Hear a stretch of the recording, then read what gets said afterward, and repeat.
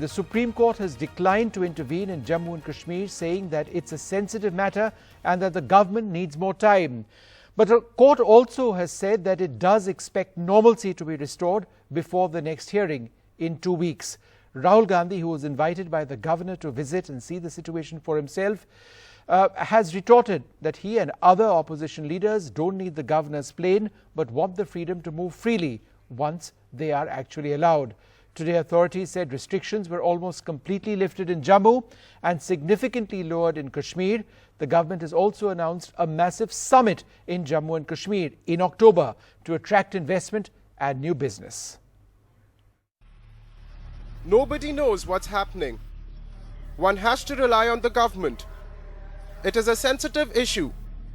We expect normalcy, but nothing can be done overnight. With these words, the Supreme Court refused to pass orders on a petition challenging the detention of several state leaders like Omar Abdullah and Mehbooba Mufti, and for communication services to be restored to Jammu and Kashmir. The decision of the three-judge bench came after the centre told the court that the government expects normalcy in a few days, depending on the ground situation. The case will be taken up again in 2 weeks. These are fundamental rights guaranteed to us in the Constitution of India. All I'm saying is my Constitution of India, of my country, be absolutely put on the state of Jammu and Kashmir. The court's decision came on a day the Election Commission met to discuss elections in the newly constituted Union territories of Jammu and Kashmir and Ladakh. Sources tell NDTV that elections will be held only after delimitation is completed in both regions. However, as the centre and the EC decide on how to move forward in the lockdown state, preparations for Independence Day. For now, the government says things should get easier in the valley after the 15th of August. Jammu region is almost entirely free of restrictions. Restrictions, however, do continue in parts of Kashmir. Independence Day celebrations have a certain system. It will be celebrated with the respect and with the grandeur it deserves. This weekend will be almost 2 weeks of curfew-like restrictions and detentions of political leaders in Kashmir. But when normalcy will return is not clear. The government has pressed ahead to announce a 3-day investor summit in Jammu and Kashmir on October 12th and an international roadshow. Will the clampdown be eased soon? Meanwhile, replying to an offer of a visit by the Governor Satyapal Malik, Congress leader Rahul Gandhi tweeted, "A delegation of opposition leaders and I will take up on your gracious invitation to visit J&K and Ladakh. We won't need an aircraft, but please ensure us the freedom to travel and meet the people, mainstream leaders and our soldiers stationed over there." Earlier, Ghulam Nabi Azad and Sitaram Yechury had flown to Srinagar but were turned back from the airport itself. NDTV Bureau Report. So again, what really is the road ahead for Jammu and Kashmir, since the Supreme Court says that there will be no immediate move to restore the relative normalcy which we see in the state? Joining us now from Chennai, Musa Raza, author and the former Chief Secretary of Jammu and Kashmir, Ejaz Ahmed Ratha, a Kashmiri student, the General Secretary of the Jawaharlal Nehru University Students' Union, with us as well. Sumit Dayal, a freelance photojournalist who works for Time in the past. He's worked for the Washington Post and Le Monde. He's just come back from Srinagar. He's going to share a few photographs of his from yesterday on Eid. Deshratan Nigam, the political analyst with us, and Tehseen Poonawala, who actually pushed, who went to the Supreme Court today to try and get some sort of a change in the status quo on the ground. Tehseen, are you disappointed at what happened? No, on the contrary, I am very grateful to the Honorable Supreme Court, because see, one thing positive came out. The Honorable Supreme Court very clearly said that, look, this cannot continue forever, and the Attorney General But who expected it to continue forever? Make my point. The Attorney General assured in a few days, I'm not saying weeks, he said few days. He then went on to a speech about 2016, Burhan Wani, I don't want to go into that. So at which point we said that if we are saying a few days, let's give them the few days. The Attorney General agreed, the Supreme Court agreed, and it said 2 weeks, come back to us, let us see what's happened. Anybody else who has a problem can also come back to us. I think to me that is a victory, because now there is some sort of accountability. Just because the Attorney General went to 2016, I'll make my last point. In 2016, 8 November, the Honorable Prime Minister told us demonetization democratization will end terrorism. That's not happened. But there was no accountability. Asking my government, my Prime Minister for an accountability in constitutional democracy requires checks and balance. I think this is a decent victory for me. I would rather take it than it being dismissed. Thank you for that. 2016 also was a time when Burhan 40 Wani. people died. That's true. Post the elimination of Burhan Wani. That's and I true. think the moves which have taken place on the ground, the government says that to ensure a situation like that doesn't occur again. I concur with them. Right. Only thing that I'm saying, and just sorry I'm interrupting. Article 21, according to Keshananda Bharti, can never be suspended or temporarily restricted. So if a person wants to call up a landline to go through to go to an ambulance, I agree that there's limited traffic restrictions. Or yesterday, all the big mosques were shut. Okay, we'll discuss the situation so on then the ground. that needs to be implemented. That's Okay. my limited point. Okay. Mr. Deshrata Nigam, the other way of looking at this is that the Supreme Court says, and to use the words of the Supreme Court, the situation is sensitive. Sensitive is what they said. They say they're relying on the government for information. To you, what does this indicate? That a Supreme Court which has said that what has been done on the ground, given the political circumstances, is adequate? See, the fact remains, Supreme Court does not have any other sources of information. It has to rely on government's statement in the court of law. And therefore, I don't think it's anybody's victory. It is Supreme Court's wisdom that they will review the situation after 2 weeks. They also said nothing can be done overnight. In Yes, other words, that and this... therefore, the situation will be reviewed after 2 weeks, and obviously the input will come from the government. What is the situation on the ground? And I think it's a reasonable order. No, not a victory, not a loss, a very practical order to see what will happen after 2 weeks. And I think it's based around the premise that protecting the rights of people must always be there, because, and again to quote the court, if the situation persists, the petitioner can come back to this, can come to the Supreme Court. Yes, is what they yes. say, I right? think that's a very reasonable order, and the law and order situation will be seen on the ground, and they will obviously it will be available to everybody. Media is covering it, which in whatever possible way they can. Government is also releasing press briefs also on the situation, and it's not that they've clamped down absolute. No. They are making, relaxing. It's a dynamic situation. They relax it for some time, they watch it, and then they impose it, so Okay. that people are able to meet their day-to-day necessities, buy groceries and necessary requirements. But you also have to keep in mind your rogue neighbor, because if you remember, during Yatra time, 5 or 7 bat people, a very dangerous organ of infiltrated, and they were and killed. we still don't know where they are. And no, one group has infiltrated, we yes, don't know where they are. and therefore that aspect also has to be kept in mind. So it's a dynamic situation, August 15 continuously to be reviewed. Ejaz, do any of these explanations convince you?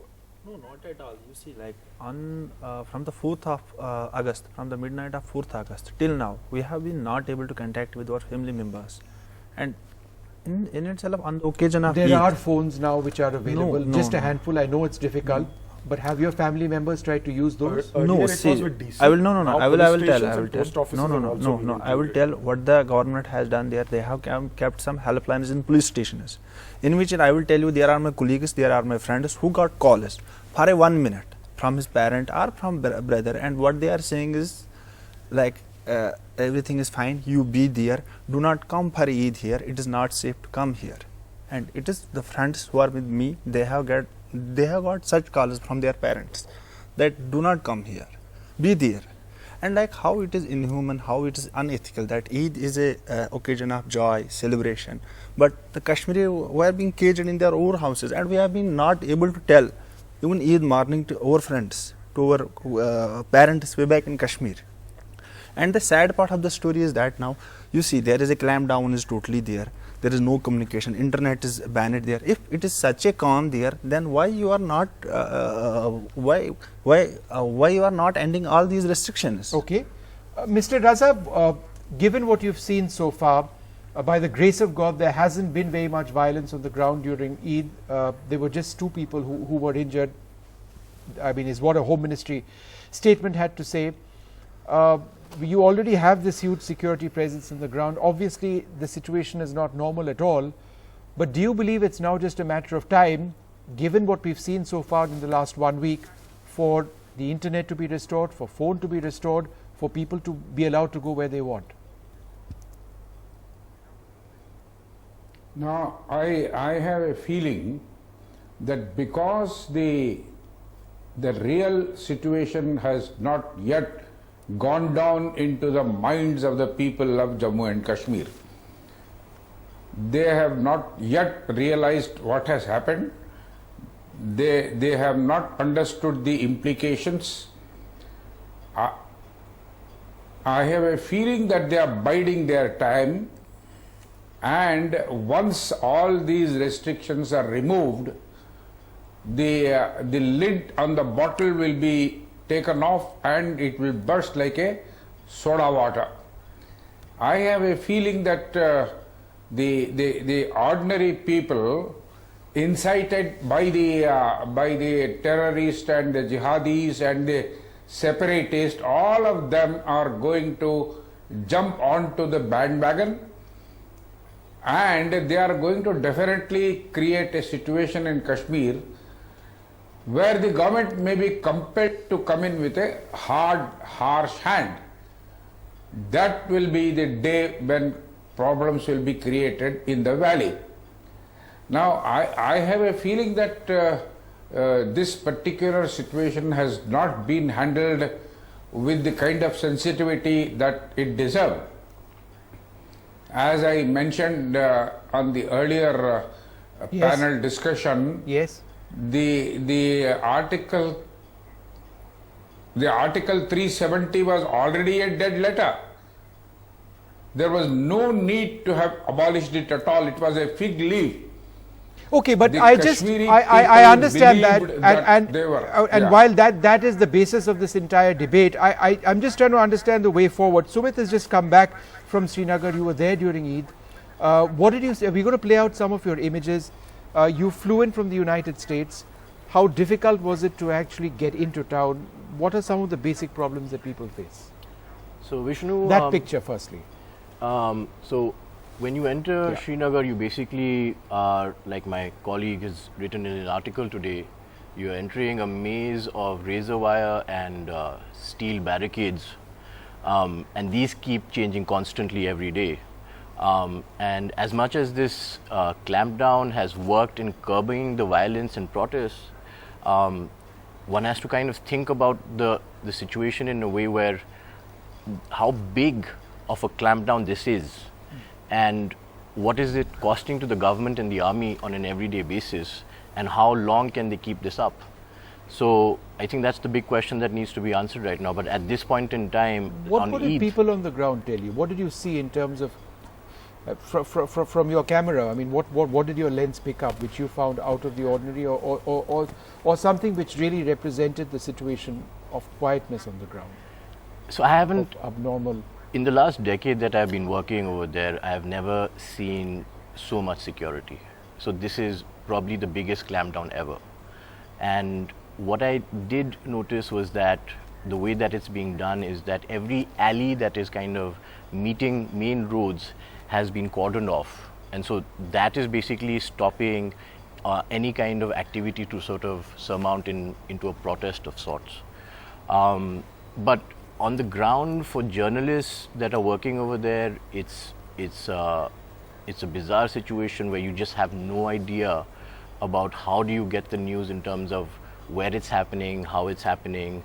So it's basically a There game is no of net. There are no interlinkages, right? absolutely. And then on top of that, there is also some sort of a fear from the conversations that I had with a few colleagues over there. There is a fear that especially after the BBC video that went viral, and the aftermath of that has been that there's obviously a sort of security sort of threat on the A lot of journalists. people say that video has been, even if the video is accurate, it's exaggerated in terms of the numbers which they mentioned. Right. Did you hear about massive protests over there on the ground? So one of the colleagues that I did meet was at that protest, and I did see some of the footage from it. I don't think it's very different from what we saw from the BBC footage, but I think what is happening is that the fear of reporting from Kashmir is in the air, and so a lot of people are not being able to go out. I think 52 of the local dailies are kind of shut down. They're not being able to report or be able to sort of portray the story in its entirety right now. I just want to Isn't that the real problem? That there's no information because there's no real journalism coming from the ground over there. Journalism has been shattered in Jammu and Kashmir. We don't know what's happening outside Srinagar. We don't know what's happening in many parts of Srinagar. What's happening outside Srinagar, we have no clue. Not just him, the Honorable Supreme Court said that we have no information. So I just want to ask through you, people who are watching this, today Article 370 has been watered down, abrogated, whatever. Let's leave that debate. I'm not into that debate. Doesn't the Constitution of India then apply wholly and fully in Jammu and Kashmir? If the Constitution does apply, can Article 21 be taken away? Rationing of phone calls. We are the world's greatest IT power. We're so proud of it. Rationing of phone calls, No, but 4,000 that's been phone done calls. to prevent Yes. rumours from spreading, That's because true. we've seen rumours killing in Jammu That's a and Kashmir. very good point. Right. I am not even talking about internet. All I am saying is landline for this boy to call his house and wish his parents. Can you imagine the Diwali So when you're you can't saying make a on phone humanitarian call? grounds, Just landlines. people are I'm not being even saying denied. every house. I'm saying every lane. Can't we? We are the great superpower. Now I just want to make one last point where I want to end.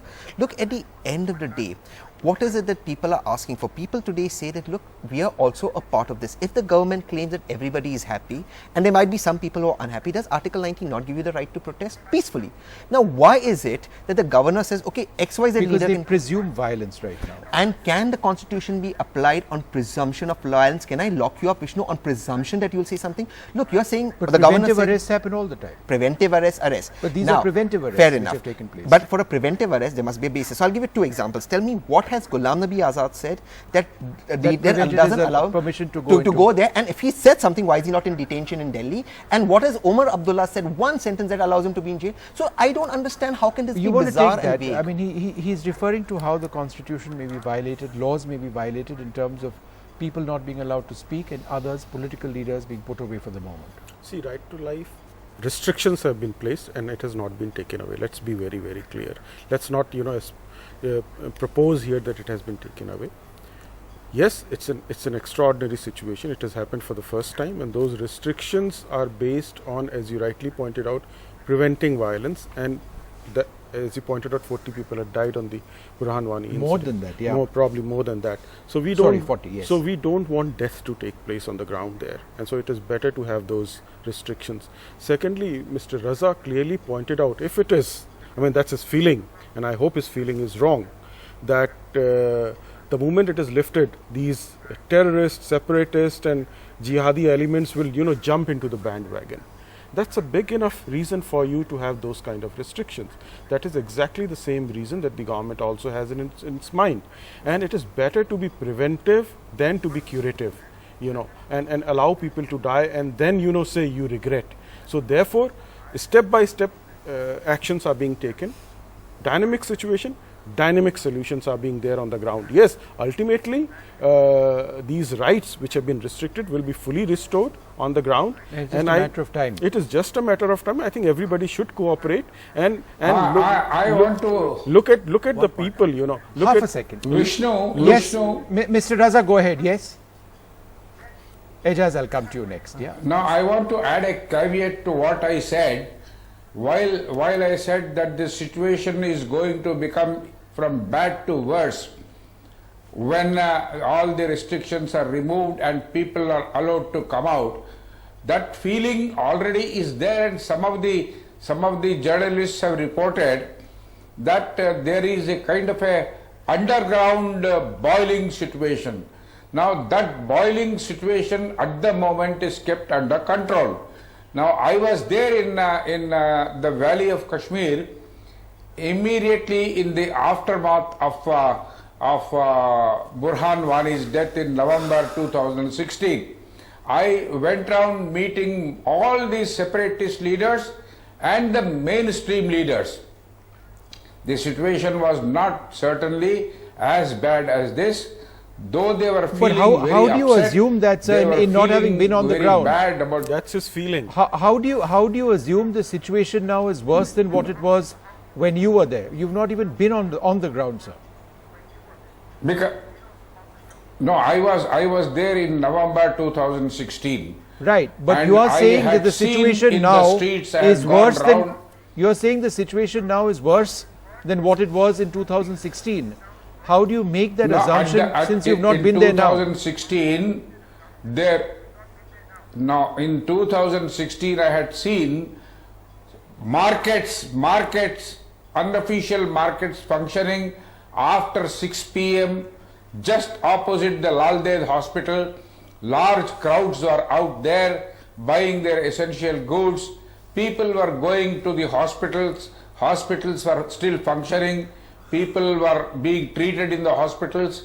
Today the situation as reported in the press is completely different. Okay, Therefore, one second, sir. I have a feeling that you all right, cannot 1 second, keep- sir.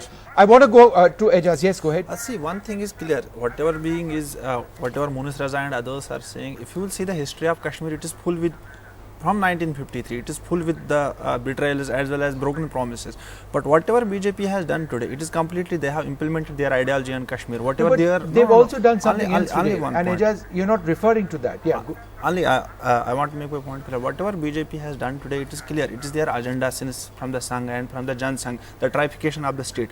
But only one point I want to make: when there is a clamp down, entire valley is being like we did not know what is being happening there. But the PM Modi as well as the other Home Ministry and all that are giving tweets. PM Modi is giving speech about the development of the Kashmir. But I think this is a very bogus narrative what they are spreading in the ground, because if PM Modi really wants to do something for Kashmir, for development for Kashmir, then he should end the clamp down there and But people should know. one of the things and- which he and has no, no, done no, for and- development was announced today by the government. Why are you not focusing on any of that? The fact that you've got industrialists who have said that they want to come to Jammu and Kashmir, the Reliance Group has said that they want to come, the Hirachandani Group has said that they want to come, the fact that the government has announced that there's going to be a huge effort at bringing in investors, an investor summit in Jammu and Kashmir, definitely. why not refer to that at all? See, one point I want to make clear. I think what is going on in the mainstream here, a lot of fake agenda is being spread by the government. I will tell you clearly. If we will go to the state of Jammu and Kashmir, But how is it a fake agenda when they say no, they're I will, going I to will, do I will, this? I will see. In Jammu and Kashmir, land was before, prior to this abrogation of Article 370, land was given there in Kashmir for 90 years on lease. It is very wrong. If you will see the Srinagar, if you will see the Gulmarg, if you will see the Pahalgam, people have came here from rest of the India, they have invested there, they have built hotels there. So what kind of is this? See, But what see, is see, wrong one- with one further point. economic development? Because that's the basis of the decision that's been taken, in Fair addition to enough, law and fair order. enough, fair enough. There is So no- why not welcome that move? See, that move we are welcoming, but one thing You is... don't mention it No, first. no. One thing make me clear. Whatever Article 370 was, it was only symbolic. No, let me. It was only symbolic. It was only symbolic. In fact, if you will go prairie, Congress government also have Okay, Just yeah, one point. quick, eroded it. We need to Eroded wrap this it. up. But Yeah, and people then were I'll come back to emotionally this. related with Article it. 370 never prevented you from getting land. Jammu and Kashmir and Gulmarg has more But you see, five-star. the thing is, May I just make a point? 370 Very is important for gone. you viewers to you. Jammu and Kashmir, Gulmarg and Ladakh had more 5-star and 4-star hotels than the There is entire no- state of Bihar. More No, but 5-star Tehseen- hotels. Tehseen- Now here's the thing. Please listen to me. This is very 370 has important. On effectively several- gone. on I'm se- just trying to on understand the several- situation on the ground. Now No, you no. can raise The lots debate- of questions. the debate, You can raise you lots asked him- of you asked him a questions question. on Give me how answer to that, it Vishnu. cannot be implemented. I'm not But saying all I'm that. trying to say is if we keep harking back to 370, Right. we can keep They debating have that. back to- But the they have- fact of the matter is it's over now. So let's hear my answer. I'm They only have back- asking I'm why we sorry. shouldn't look at what the government has Of announced course today. we should, but that cannot be lies. Because like I said, statistics, more 5-star hotels in Jammu and Kashmir than in the state of Bihar. No, But but there's economic 370. growth May I there, make one new point? industries? On several economic parameters, Jammu and Kashmir not But just, that doesn't not mean just that- beat Uttar Pradesh and Bihar, Yeah. it also beats Gujarat. Right. On several health But on social other parameters it where beat there has Gujarat. been very How low was government, 370 where and there's been very implement low good? government investment in government schemes and government employment Correct. generators, Jammu and Kashmir is very low. And yet Jammu and Kashmir was beating on economic and social indices states like Gujarat. Shouldn't that be considered and say that, look, we need to get Article therefore- 370 to go? so Article therefore we don't 370 invest in was the not. future. But Article 370 was not the impediment. Deshrata That's the answer Nigam, to you've it. been sitting very silently. What can I say when I see some kind of fear mongering from people responsible who were in He's not spoken to his family. How is he fear-mongering? One sec. bureaucrats and everything based on presumption, then you close yourself to ideas that come in the future. And the valley is there. We also know that the secular identity of the valley was lost in 1990.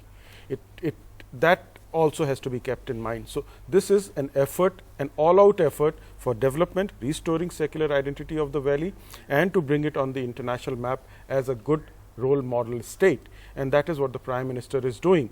And in due course of time, I am sure the fears that the people have and the people who are fear mongering will realize that the big mistake that they have I'm done. not sure it's fear mongering. Sumit, in what you saw, was there a genuine sense of fear among people? One moment, Mr. Raza. No, Sumit, go ahead. More than fear, I think it's more about the fact that people are used to this. This is a people that have seen these situations before. But it's not a matter of what is going to be done. It's a matter of how it's being implemented. And so at this point in time, one must basically look at the situation in a way where you're kind of seeing this whole thing in a way where you basically, you know that these people are going to go through a very sort of strict... A void between a plan, right, and implementation. Yeah, and nobody what is knows being, what's going to... And what is being shown in the media, in the Indian media in general, and what is happening on the ground, there's a gap there which is further pushing the people away from the agenda that the government has right now. And I don't see how any of these things that are basically being implemented, obviously there are these big goals and targets that need to be reached, but the way, how are we getting to that point? I think that's a fair point, that we really need more clarity on how we are going to do this. Clarity will come in due course of time. This is just few days that has happened, and you will find the clarity slowly coming. Ejaz, 30 seconds, literally, I'm out of time, yeah. One point I want to make, see, how come this is a secular solution to the state of Jammu and Kashmir when BJP has divided the state merely on the base of ethnicity, merely on the base of religion? They have trifurcated state into 3 regions.